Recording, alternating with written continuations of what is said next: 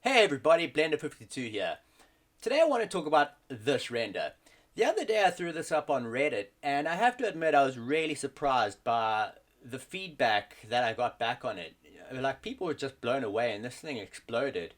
And I have to admit I was really surprised by that because I didn't spend a lot of time on this thing. It's pretty quick, pretty nasty, and I thought I'd just go through a few of the things and show you how easy something like this is to achieve. So the first thing I want to talk about is just Spidey himself. As you can see, the model consists of just his head, neck and shoulders, and the topology is actually really basic. In fact, it's quite sloppy. You can see we've got some really uneven polygon sizes, but in terms of what I needed, it served the purpose.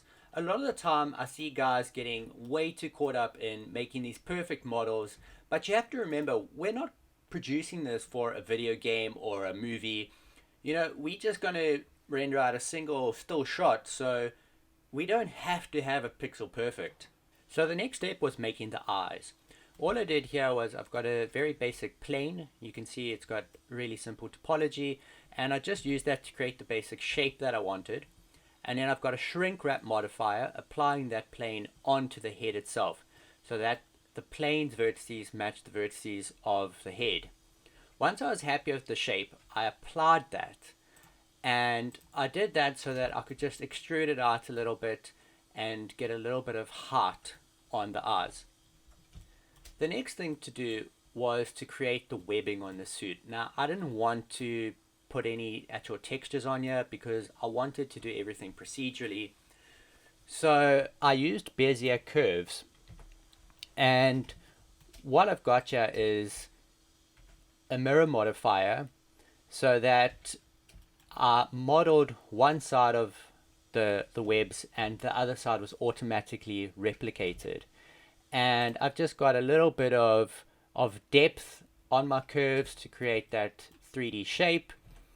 And it took a little bit of time to do this to get my placing right. But again, it's nothing complicated and it's really easy to do. So generally speaking, before I get too involved in my modeling and my texturing and anything like that, I like to set up my scene and I like to get my composition, for the most part, like 90% nailed down to how I want it to be for the final render. Now, I know that I wanted Spidey to be looking at the camera, and the way that we had him was, let's face it, pretty boring, looking straight forward. So I wanted him to be looking over his shoulder a little bit towards the camera. So I just used the proportional editing tools to select, the whole of his head. And once I had all the vertices of his head selected, I just kind of came over from the top and I was able to rotate his head to look straight at the camera. So once I had that in position, I placed my camera and I knew that was 90% of how I wanted the overall scene to look. Quite tight in on his face. And you can see I've got a section here where the model actually doesn't fill the scene. And I wasn't too worried about this as I knew I was still going to add his hoodie on and it would be easy enough to cover that up. In that vein, something else that I just want to talk about briefly is that, you should be modeling to your composition and not creating a composition around your model.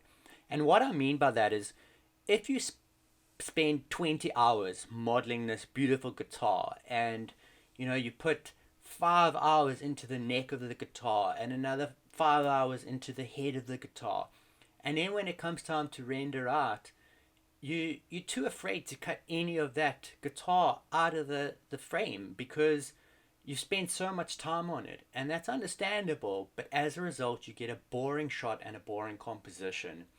Now, it's one thing if you're creating a model and you may be rendering off several shots of that model in different framing, for your portfolio. But in an instance like this, we need to create models based on what we can see in our frame. There's no point giving Spider-Man arms and a torso and legs and spending all that work if I know I only want to show his head.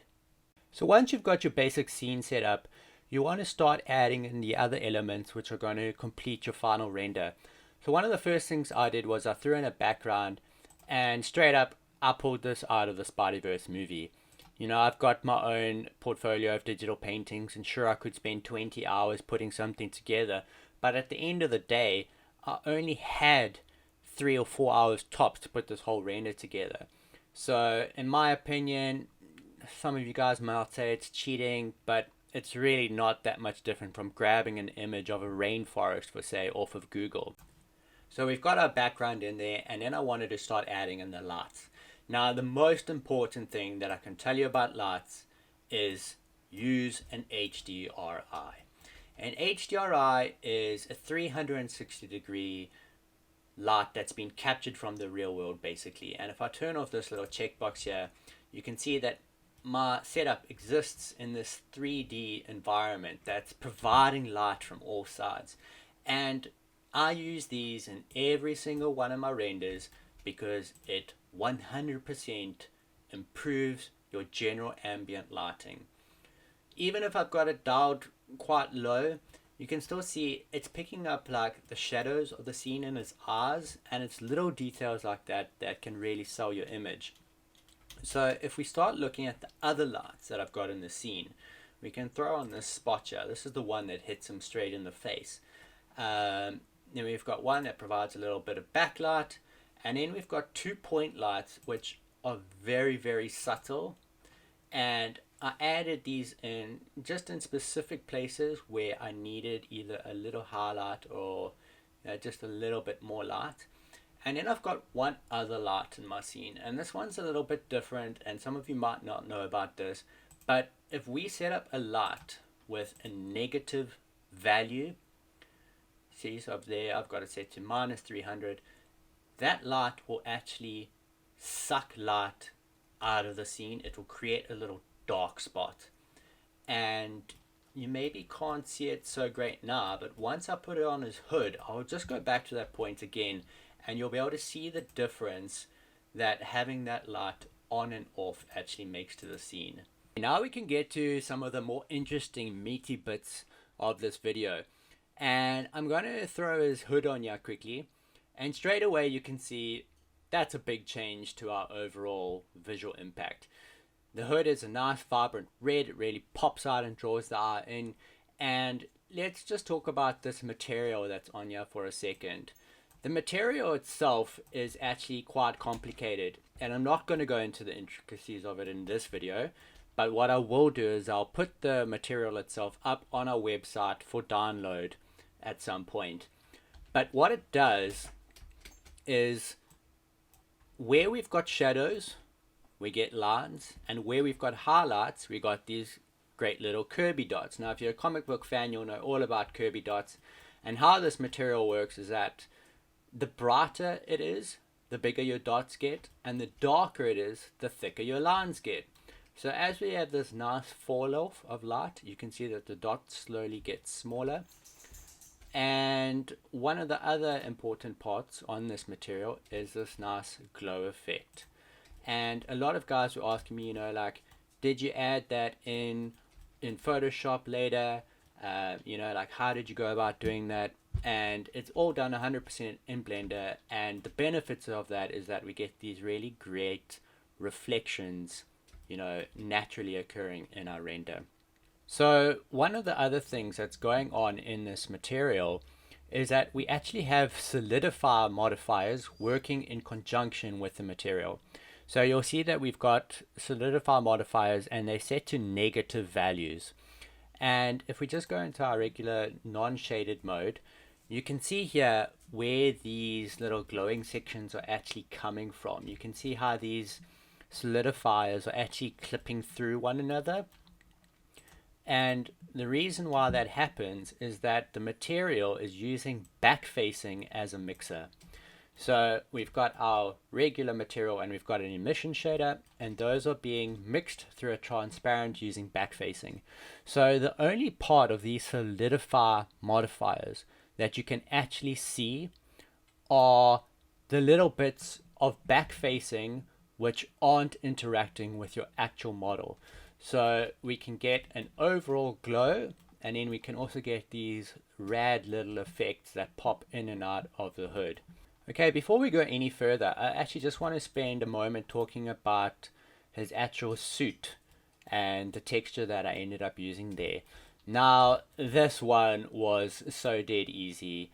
All it actually is Blender's default brick texture, and I just scaled it appropriately and use a bump map to make it look like a bit of carbon fiber, and it really is as simple as that.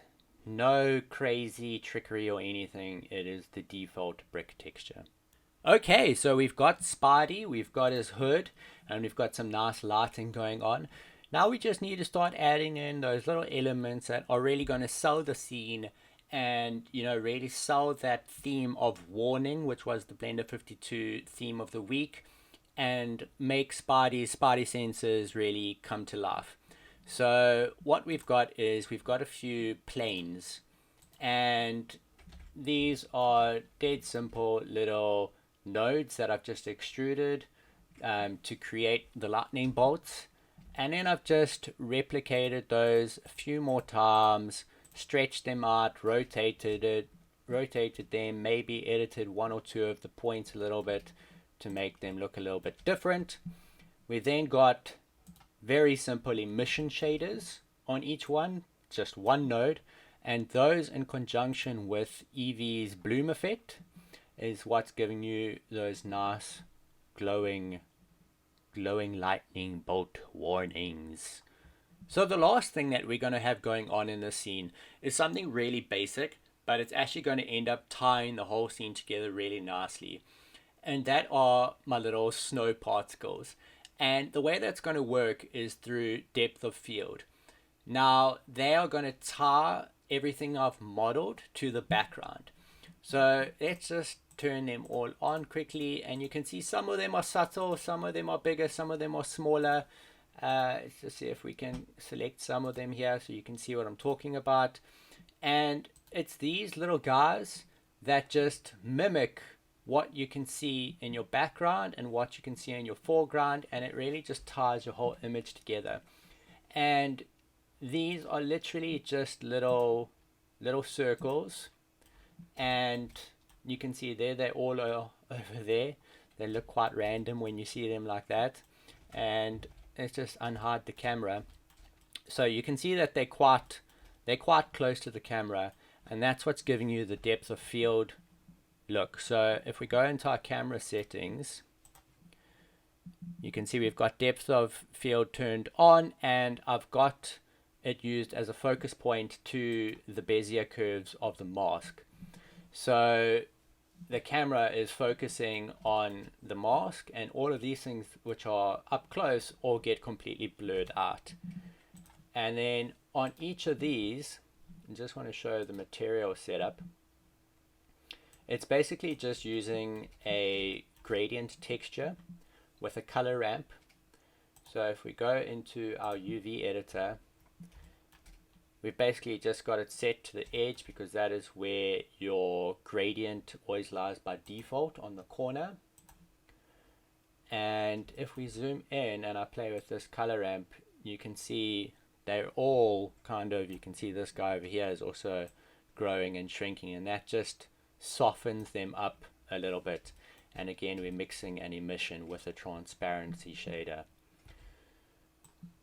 So as you can see, and as I initially said, this is a really basic scene. There's not a whole lot going on here, but what there is an attention to composition, an attention to lighting, and an attention to little details where they matter. Not little details on something that can't be seen, because that's a waste of time. It's the little things that help bring your scene together as a whole. So before we finish off, the last thing I just want to touch on again is this negative value light that I mentioned earlier in the video.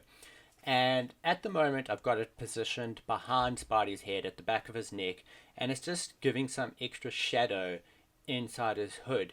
And if we move this around, you can actually see how it's working. It's literally sucking the light out of the scene. And if we dial it up a little bit, Sorry, it needs to be a negative value.